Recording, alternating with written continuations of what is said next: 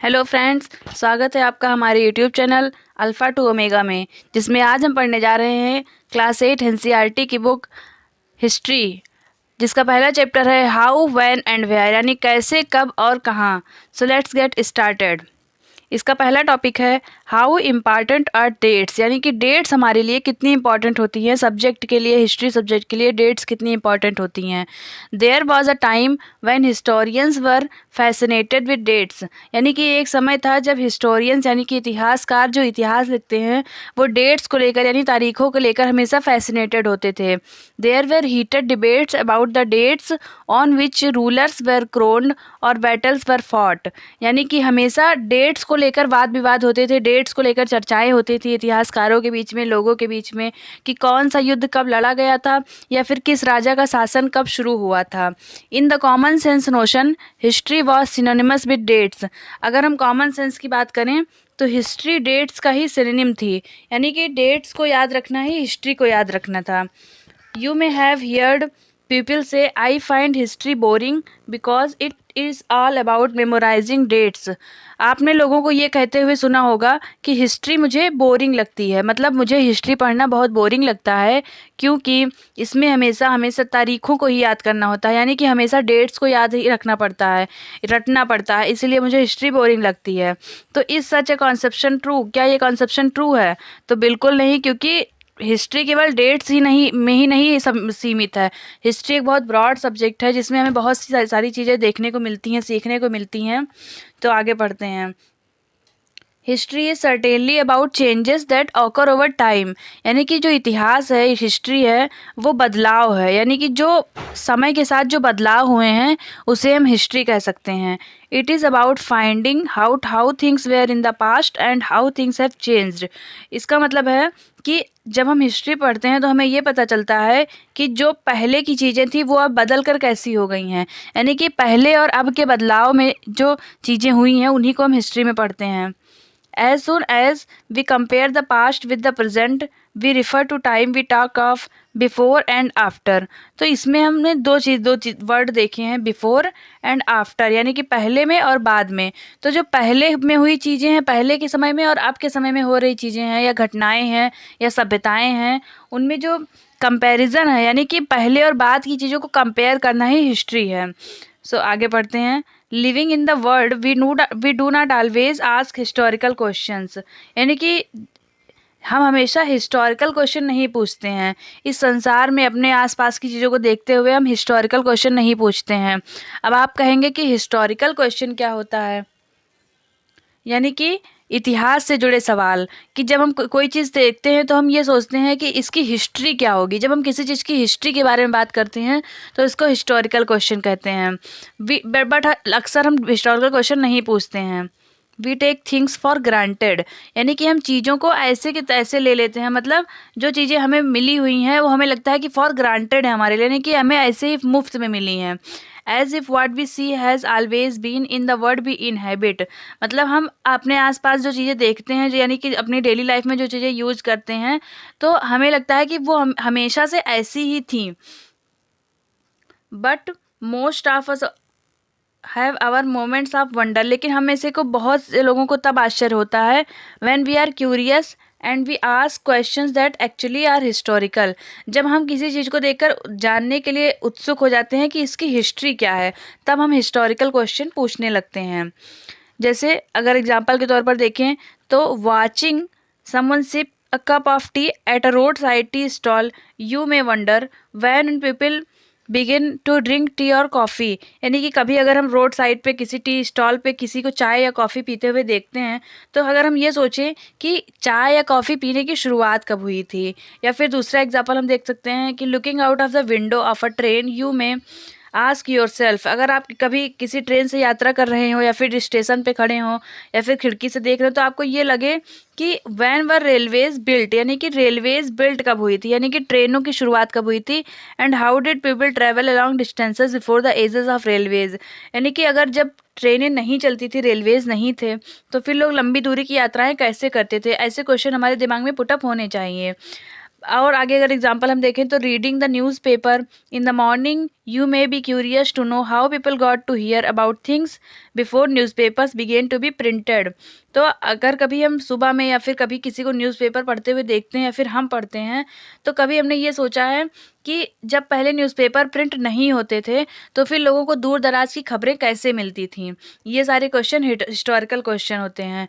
तो नॉलेज के लिए अगर बात करें तो रेलवेज़ की शुरुआत 1825 में लंदन में सबसे पहले हुई थी। जो पहली ट्रेन चली थी वो स्टार्कटन से डार्लिंगटन के बीच में चली थी। और अगर इंडिया की बात करें तो इंडिया में 1853 में ट्रेन आई थी और वो मुंबई से थाड़े पहली ट्रेन 34 किलोमीटर में चली थी 16 अप्रैल 1853 को। तो ये तो हो गई ऐसे ही नॉलेज की बातें। चलिए बुक्स पे आते हैं। यहाँ साइड में आप देखेंगे तो एक फिगर बना हुआ है जिसमें एक ब्राह्मण है, यानी ये जो ब्राह्मण है ये सिंबल हैं जो भारत के पहले ऋषि मुनि थे। और ये जो हैं ये ब्रिटिश साम्राज्य के जो है सिंबल है। इसमें ये दिखाया गया है कि जो भारत के ऋषि मुनि थे उन्होंने अपने ये देखिए यहाँ पर ये वेद और शास्त्र अपने इनको प्रोवाइड करने हैं अंग्रेजों को। तो इसमें मेनली ये दिखाया गया है कि हमारे यहाँ के लोग ऋषि मुनि ये मानते थे कि हमारे जो वेद शास्त्र हैं या फिर जो हमारी संस्कृति सभ्यता है उसकी रक्षा केवल अंग्रेज ही कर सकते हैं। और इसीलिए उन्होंने अपनी शस्त्र और अपने अस्त्र जो भी उनकी किताबें थी शास्त्र थे वो सब इन्होंने इनको समर्पण कर दिया है। इसमें ये बताया गया है। ये जो पेंटिंग है ये 1782 में बनाई गई है। जेम्स रेनल पेंटर था, इन्होंने बनाया था। और किसके कहने पे बनाया था तो रॉबर्ट क्लाइव के कहने पर इन्होंने ये पेंटिंग बनाई थी। अब आप पूछेंगे कि रॉबर्ट क्लाइव कौन था, तो रॉबर्ट क्लाइव जो है ये बंगाल के पहले गवर्नर थे। हमारे यहाँ बंगाल के पहले गवर्नर थे रॉबर्ट क्लाइव।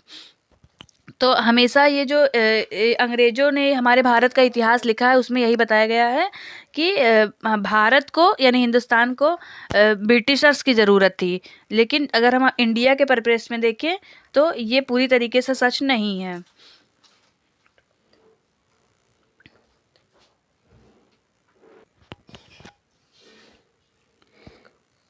चलिए सेकंड पेज पे आते हैं। All such historical questions refers us back to notions of time। यानी कि जब ऐसे हम historical questions पूछते हैं तो हम बैक में चले जाते हैं। समय मतलब समय को हम देखते हैं, समय के परिप्रेक्ष्य में हम पास्ट को देखते हैं, तभी हमें चीज़ें समझ में आती हैं। But time does not have to be always precisely dated in terms of a particular year और अ मंथ। यानी कि ऐसा भी नहीं है कि हमेशा हम जो डेट्स होती हैं उनको बिल्कुल प्रिसाइजली बता सकते हैं कि पर्टिकुलर ईयर या पर्टिकुलर मंथ या पर्टिकुलर डेट में ये घटना हुई है। Sometimes it is actually incorrect to fix precise dates to process that happen over a period of time. तो इसमें ये कहा गया है कि कभी कभी किसी घटना के बारे में ये निश्चित करना मुश्किल हो जाता है कि कोई घटना कब घटी है, एग्जैक्टली कब हुई है कोई चीज़, या फिर किस डेट को हुई है। जैसे अभी हम आगे समझ जाएंगे इस बात को। People in India did not begin drinking tea और वन फाइन डे। अगर हम भारत में चाय पीने की बात करें तो भारत में लोगों ने किसी एक निश्चित दिन पे चाय पीनी नहीं शुरू की थी कि मान लीजिए आज 15 अगस्त हो तो 15 अगस्त के वाले दिन ही चाय पीनी शुरू कर दी, ऐसा नहीं है। They developed a taste for it over time. तो जो चाय पीने का जो पैटर्न आया यानी कि जो ये सभ्यता चाय की आई या फिर ये जो टेस्ट हमने लिया ये एक निश्चित डेट में नहीं बल्कि ओवर टाइम है। यानी कि काफ़ी समय के बाद ये ऐसे फैलते फैलते लोगों ने टेस्ट लेते लेते फिर ये सभ्यता फैल गई चाय पीने की चीज़। There can be no one clear date for a process such as this. तो इस तरह की चीज़ों के लिए कोई एक निश्चित डेट नहीं होती है बल्कि एक प्रोसेस होती है जो धीरे धीरे टाइम के स्पैन में चलती है। Similarly we can not fix one single date on which the British rule was established. इसी तरीके से हम कोई एक डेट निश्चित नहीं कर सकते हैं कि कब ब्रिटिश का जो है राज हमारे यहाँ स्थापित हुआ था, यानी कि ब्रिटेन का अंग्रेज़ों का राज यहाँ पे स्थापित हुआ था। और द नेशनल मूवमेंट स्टार्टेड, या फिर हमारे देश में राष्ट्रीय आंदोलन अंग्रेज़ों के खिलाफ कब शुरू हुआ था, इसकी भी कोई एक डेट निश्चित नहीं कर सकते हैं। और changes took place with in the economy and society, यानी कि समाज में और आर्थिक चीज़ों में हमारे यहाँ चेंज कब होना शुरू हुआ, इसके लिए भी हम कोई निश्चित डेट फिक्स नहीं कर सकते हैं। तो ये सारी चीज़ें फिर कैसे हुई? All these things happened over a stretch of time. मतलब ये सारी चीज़ें एक टाइम के स्ट्रेच में हुई हैं, यानी कि ऐसे अचानक से नहीं हुई हैं, ये धीरे धीरे एक क्रांति की तरह हुई हैं। We can not only refer to a span of time. तो हम इसको केवल स्पैन ऑफ टाइम में ही रिफ़र कर सकते हैं, ना कि एग्जैक्ट टाइम में। An approximate period over which particular changes became visible. तो एक अप्रॉक्सीमेट पीरियड होता है जिसमें हम चेंजेस को देखते हैं, जब चेंजेस दिखाई देने लगते हैं। जैसे अचानक से कोई चीज़ नहीं होती है समाज में, ये धीरे धीरे लोगों के मानसिकता बनती है, फिर मानसिकता बनते बनते वो लोग अपने प्रैक्टिकली करने लगते हैं, तब जाके कोई चीज़ बदल पाती है। तो दूसरा पैरा देखेंगे, why then do we continue to associate history with a string of dates. तो अगर हमने ऊपर वाले पैरा में ये बात की कि हिस्ट्री जो है डेट्स कुछ चीज़ों की हिस्ट्री के लिए एक डेट निश्चित नहीं की जा सकती है, तो फिर हमेशा हम हिस्ट्री को डेट से क्यों एसोसिएट कर सकते हैं। This association has a reason. तो इस एसोसिएशन का एक रीज़न होता है। There was a time when history was an account of battles and big events. तो एक समय था जब हिस्ट्री क्या थी, हिस्ट्री जैसे जो युद्ध हुए हैं इतिहास में या फिर जो बड़ी बड़ी घटनाएं हुई हैं, केवल उसे हम हिस्ट्री में पढ़ते थे। It was about rulers and their policies. तो हमेशा हम शासक और उनके राजा और उनके शासन के बारे में पढ़ते थे कि उनकी क्या नीतियाँ थी, राजा की किसी पर्टिकुलर राजा की नीतियाँ क्या थी, उनका राज कब से कब तक था। Historians wrote about the year a king was crowned. तो हिस्टोरियंस क्या करते थे कि किसी राजा का शासन कब शुरू हुआ है उसका ईयर लिखते थे, उन्होंने कब शादी की है, the year he married, the year he had a child, the year he fought a particular war, the year he died. तो वो हमेशा क्या लिखते थे कि कब किसी राजा ने राजगद्दी संभाली, कब उनकी शादी हुई, कब उनके बच्चे हुए, कब उन्होंने कोई एक खास युद्ध लड़ा, या फिर किस साल में वो मर गए। And the year the next ruler succeeded the throne. और अगले साल कौन सा दूसरा शासक उनकी राजगद्दी पर बैठा। तो मेनली इसी बारे में लोग पहले हिस्टोरियंस जो थे वो मेनली इसी बारे में बात करते थे। And the year the for events such as these specific dates can be determined, and in historians such as these debates about dates continue to be important। तो ऐसी घटनाओं के लिए तो एक निश्चित डेट हो सकती है, जैसे अगर किसी राजा का कोई लड़का हुआ है, कोई पुत्र हुआ है, तो वो तो एक निश्चित डेट पे ही होगा। लेकिन अगर कोई बदलाव हुआ है, सामाजिक बदलाव हुआ है, तो वो उसके लिए कोई एक डेट फिक्स नहीं होती है। तो यही होती है कि कुछ चीज़ों के लिए तो हम डेट फिक्स कर सकते हैं, लेकिन कुछ चीज़ों के लिए हम डेट्स फिक्स नहीं कर सकते हैं। तो आगे पढ़ते हैं।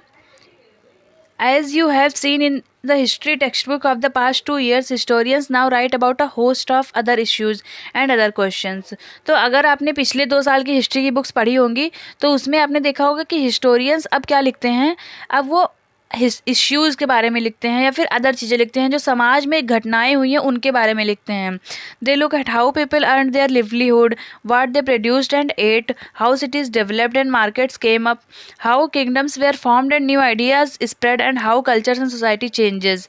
तो उन्होंने क्या लिखा है कि कैसे लोगों के कमाने का तरीका बदला, कैसे लोगों की जीविका बदली, और कैसे लोगों ने नए नए तरीक़ों से कमाना शुरू किया, या फिर उन्होंने क्या प्रोड्यूस किया, क्या खान पान उनका था, और कैसे सिटीज़ बनी हैं, मतलब जो शहर स्थापित हुए हैं वो कैसे ऐसे अचानक एक दिन तो शहर स्थापित हो नहीं गया, वो धीरे धीरे डेवलप होता है। तो मार्केट्स कैसे बनी, बड़ी बड़ी मार्केट्स कैसे बनी, या फिर किंगडम्स कैसे बने, जो राजा का शासन है वो कैसे बना, और नए नए विचार लोगों में कैसे आए हैं।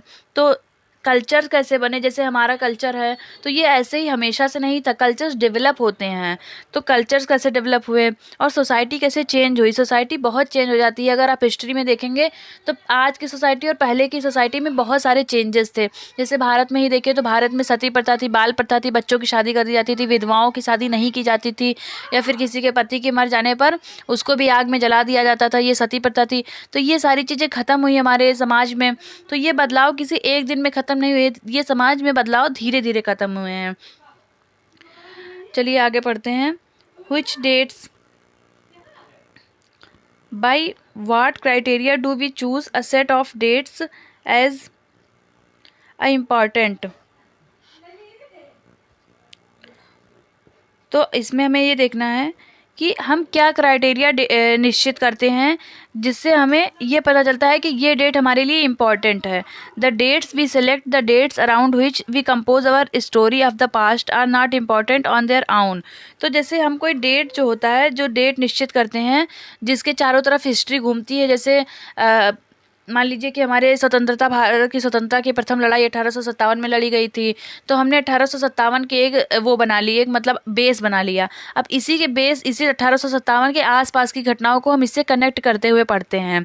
लेकिन वो डेट इतनी इम्पॉर्टेंट नहीं होती है।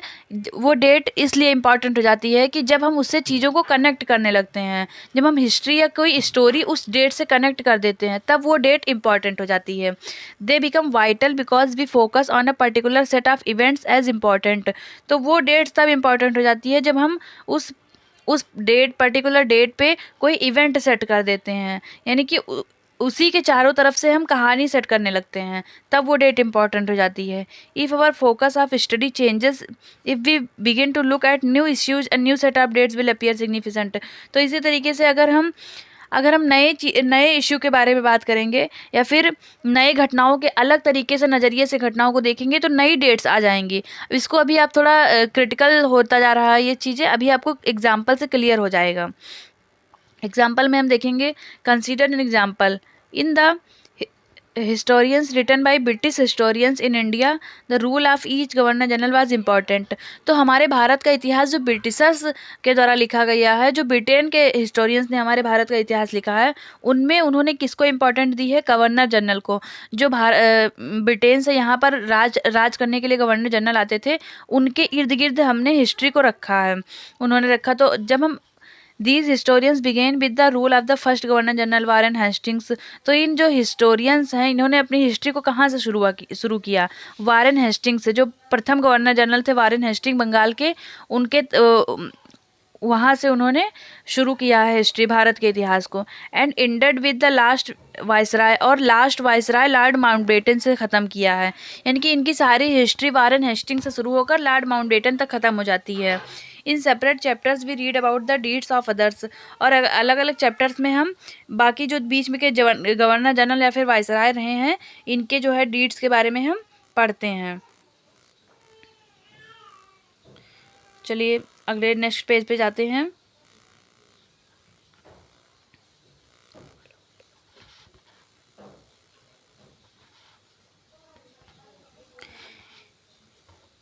अब अदर गवर्नर जनरल के बारे में अगर हम बात करेंगे, तो इसमें आते हैं Hastings, Wellesley, Bentinck, Dalhousie, Canning, Lawrence, Lytton, Ripon, Curzon, Hardinge, Irwin. ये सारे जो हैं, और भी बहुत सारे बीच में हैं, ये वाइसराय हैं और गवर्नर जनरल्स हैं।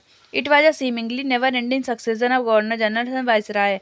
अगर हम इन ब्रिटिशर्स के हिस्ट्री के दृष्टिकोण से अपने भारत का इतिहास देखेंगे, तो गवर्नर जनरल और वाइसराय की एक कभी न ख़त्म होने वाली ऐसी सक्सेशन है। मतलब बहुत से वाइसराय आए जिन्होंने भारत पर जो है राज किया, बहुत से गवर्नर जनरल आए।